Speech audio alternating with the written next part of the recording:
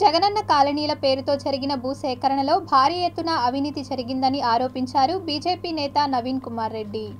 ఉమ్మడి చిత్తూరు జిల్లాలో వైఎస్ఆర్ ప్రభుత్వంలో జగనన్న కాలనీల నిర్మాణం పేరుతో భారీ దోపిడీ జరిగిందండి.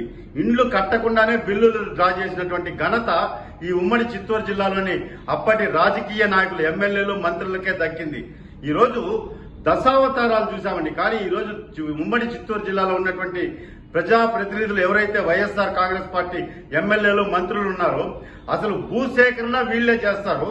ఏంది డీకేటీ భూములు, పేద ప్రజలు 20-30 సంవత్సరాలుగా అనుభవంలో ఉన్నటువంటి భూముల్ని అతి తక్కువ ధరకి బెదిరించి భయపెట్టి వీళ్లే భూసేకరణ చేసి ఆ భూముల్ని ప్రభుత్వానికి అమ్మి 3 లక్షల భూమికి 30 లక్షలు డబ్బులు వసూలు చేసుకుని తీరా ఆ జగనన్న కాలనీల నిర్మాణం పేరుతో కూడా వీళ్లే కాంట్రాక్టర్ల అవతారం ఎత్తేశారండి. వీళ్లే సిమెంటు, స్టీలు కొనుగోలు చేసినట్లు వీళ్లే కాంట్రాక్టర్ని బినామీ పేర్లతో ముసుగేసుకొని దిగేసి ఎమ్మెల్యేలు, మంత్రులు భారీ దోపిడీకి ఈ రోజు కేర్ ఆఫ్ అడ్రస్ ఉమ్మడి చిత్తూరు జిల్లా తయారైపోయింది.